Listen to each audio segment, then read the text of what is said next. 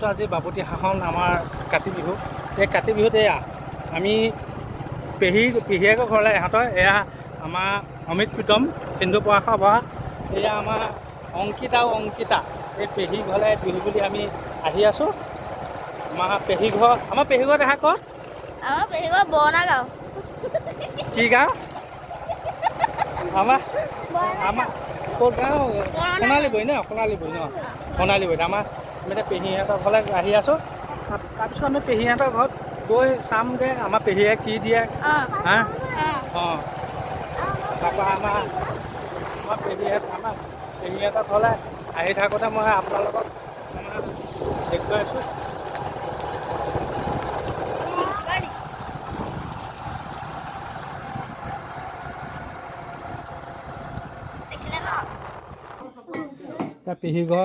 পেহীয়েকৰ ঘৰ পালেহি, সোমাইছে।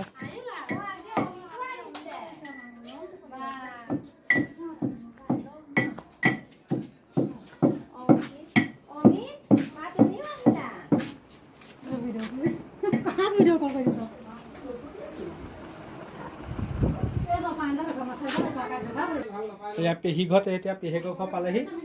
এতিয়া পেহীয়েকে কি দিয়ে? কুঁহি আমাৰ দেহা আমাৰ কুঁহি ভাগিন হয়। এই আমাৰ অমিত অংকিতা এতিয়া পেহীয়েকৰ ঘৰত আহি চেনিকলটো বিচাৰিছে, চেনিকল বিচাৰিছে।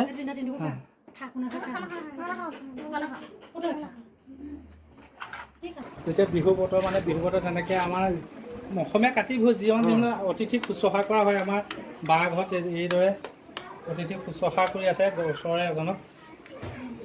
যিমান যি নহ'লেও আমাৰ বিহুটো আমাৰ বাপুতি শাসন, ই কঙালী হওক ৰঙালী হওক বা ভোগালী হওক, আমাৰ বিশেষকৈ আমাৰ এই গহপুৰ অঞ্চলৰ উলোৱা মালহেৰে এই বিহু পতা হয়।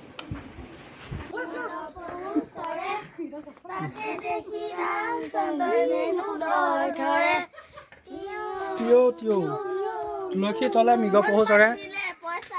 এয়া বুধমাহ মানে যদি পেহীয়েকৰ ঘৰত আহিছে যে তুলসী তলে মৃগ পহু চৰে, তাকে দেখি ৰামচন্দ্ৰ ধেনু শৰত জোৰে। যদি মানে এনেকুৱা বুধমাহ দিয়ক, বুধমাহ দিলে সিহঁতে এতিয়া পেহীয়েকক কৈছে যে তুলসী তলে মৃগ পহু চৰে, তাকে দেখি ৰামচন্দ্ৰই ধেনু শৰ ধৰে। বুধমাহ দিয়ক, বুধমাহ দিলে মানে পইচা দিয়ক। নুখুৰীয়ে চাকিভাগ জ্বলাই ল'লোঁ।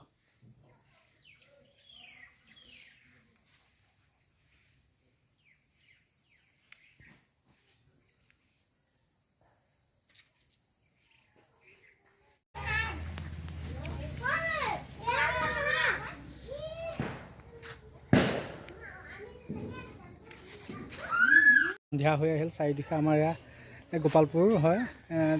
চাকি জ্বলিব ল'লে বহুত দূৰ দূৰলৈকে, প্ৰায় আমি মনিব নোৱাৰালৈকে চাকি আৰু আছে ঘৰৰ পদূলিয়ে। কাতি বিহু আমাৰ সুকীয়া।